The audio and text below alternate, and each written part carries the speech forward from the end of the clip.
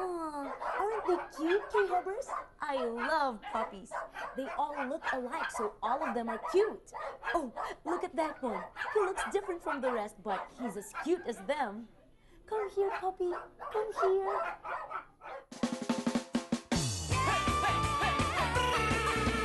Notebooks and pens are landing on the runway.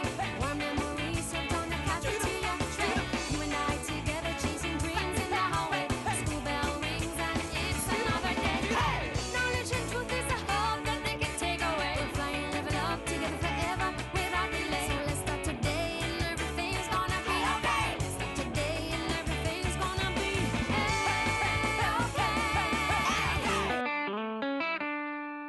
The puppies of purebred dogs will grow up to look very much like their parents. But when the parents are of a mixed breed, the puppy's looks and behavior will be more varied.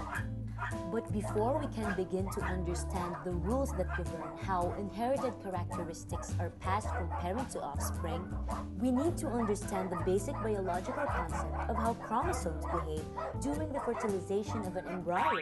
That's why we'll join Miss Gatpo, a master teacher in biology at Ramon Magsaysay High School and 2010 Outstanding Science Teacher Awardee, as she explains to her students the amazing process of mitosis.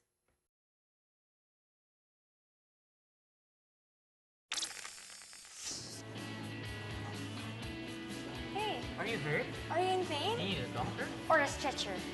Relax, guys. It's just a scratch. I only bandaged it so no dirt can get into the wound.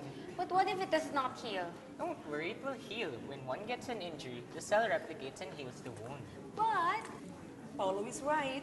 Mitosis allows normal body processes to take place, like growing of hair, nails, shedding of skin, and even healing your wound.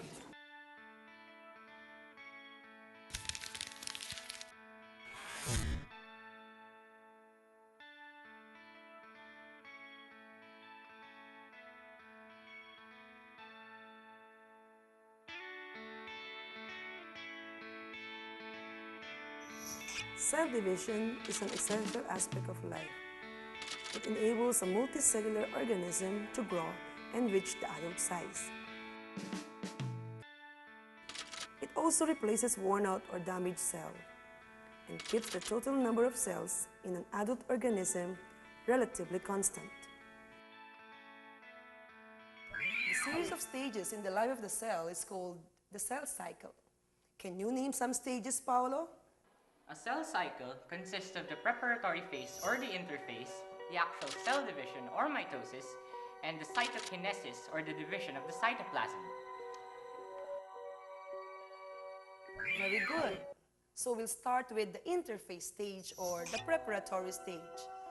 It is the longest stage in the cell cycle. Typically, it lasts at least 90% of the total requirement in the cell cycle.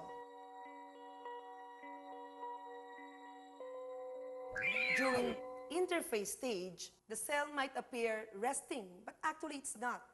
It's undergoing many metabolic processes like doubling of chromosomes, organelles, and of course, at this stage, the cell is growing.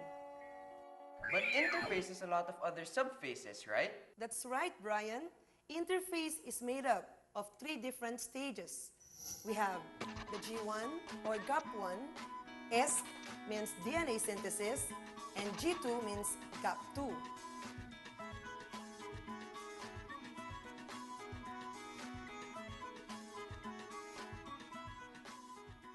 Synthesis of DNA is the main event in the interphase. The first subphase is designated as G1 or GAP1. G stands for gap, referring to the gap between cell division and the DNA synthesis. It is characterized by an increase in the supply of proteins, in the number of the cell organelles, particularly mitochondria and ribosomes, and in the size of the cell.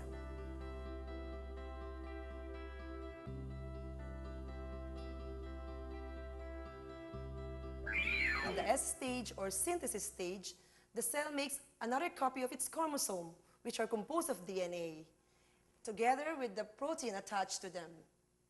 The synthesis phase is characterized mainly by DNA synthesis or replication.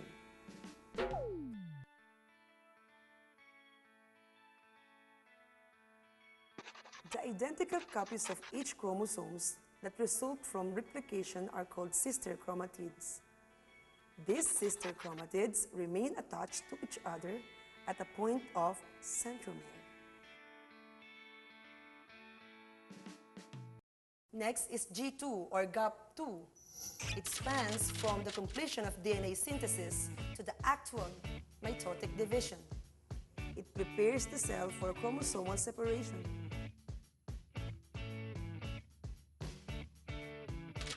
It is characterized by the synthesis of mitochondria and ribosomes.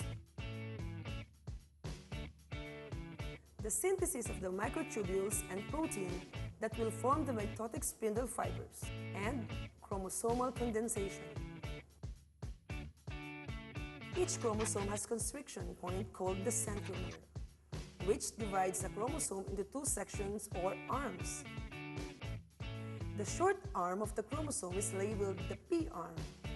The long arm of the chromosome is labeled the Q arm.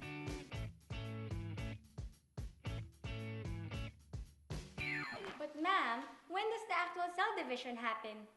Mitosis is often used synonymously with cell division. Cell divides into two basic stages.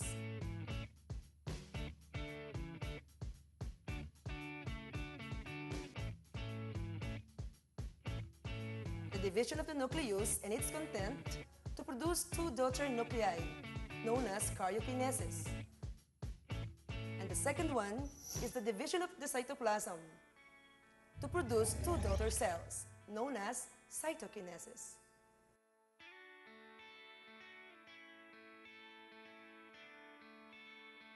The combination of cytokinesis and mitosis makes up the mitotic phase of the cell cycle, the M phase. Mitosis is divided into four phases: prophase, metaphase, anaphase, and telophase. In an actual dividing cell, the process is continuous. Each phase smoothly flows into the next phase. Mitosis is described as a dynamic continuum. Ma'am, what changes did the nucleus and cytoplasm undergo during prophase? The duplicated chromosome, which is initially thin and thread-like, will become tightly coiled and folded, thus appearing as a short, thick, and distinct structure under the microscope. The nucleoli disappear. In the cytoplasm, the mitotic spindle, which is composed of microtubules, begins to form from the centrioles, which at the same time begin to move away from each other toward opposite sides of the cell. Later in the prophase stage, the nuclear envelope breaks into fragments. With the nuclear envelope gone, some of the microtubules emerging from centriole reach highly condensed chromosome and attach the protein structure called kinetochore at the centromere region. Other spindle microtubules make contact with other microtubules coming from the opposite pole. Ma'am, I have a question. What happens with the chromosomes when the cell enters into metaphase? Chromatids begin moving toward the center of the cell, a line in the middle along the equator. The spindle microtubules attached to the individual kinetochores pull the sister chromatids toward the center of the cell, with each centromere equidistant from each pole of the cell. Ma'am, what happens after prophase and metaphase? The next stage of mitosis is the anaphase. Among the four stages of mitosis, anaphase is the shortest. Each sister chromatid is now a full-fledged chromosome, called the daughter chromosome. Anaphase ends when all the daughter chromosomes have moved to their respective poles. Each pole has a complete set of chromosomes. Ma'am, now's the time for the two daughter cells to form, right? Really? This stage is characterized by the formation of nuclear envelope around each set of chromosomes. The chromosomes uncoil and once again appear thread-like under the microscope. Nucleoli appear. At the end of the telophase, the mitotic spindles disappear, and the equal division of one nucleus into two identical daughter nuclei is completed. And finally, the cytoplasm divides. Cytokinesis is the final phase of the cell division, characterized mainly by the division of cytoplasm. This phase usually starts in the late anaphase or in the early telophase. It occurs differently in plant and animal cells. In plant cells, cellulose deposits accumulate in the equator, forming a structure called cell plate, from which the cell wall forms. A new plasma membrane extends across both sides of the cell plate. In animal cells, the cytoplasm divides by the formation of the groove called cleavage furrow, starting from both of the edge of the membrane fusing toward the center of the cell. It finally pinches off to form two new daughter cells. Fun way to memorize the stages of mitosis is through hand signal. My students here will show you how. Ready? Prophase, metaphase, anaphase, telophase. Again. Prophase, metaphase, anaphase, telophase. Got it. Prophase, metaphase, anaphase, telophase. Prophase, metaphase, anaphase, telophase. Prophase, metaphase, anaphase, telophase. Prophase, metaphase, anaphase, telophase. Prophase, metaphase, anaphase, telophase. Ma'am, and because cell division operates in a cycle, an interphase will begin again. Yes, but remember, before a cell enters cell division, it needs to prepare itself by replicating its genetic information and the organelles, of course. And all these preparations are done during the interphase. And are preceded by the previous cycle of mitosis and cytokinesis. Exactly. I now see that you really appreciate the role cell division plays in your own growth and development. Hey, ma'am.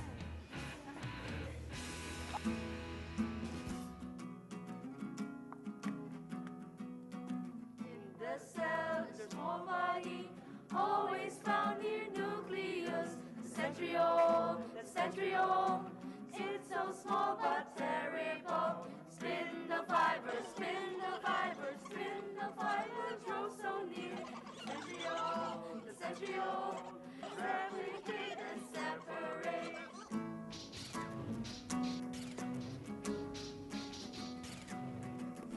The cell, the small body, always found in nucleus. The chromosome, long thin carries DNA.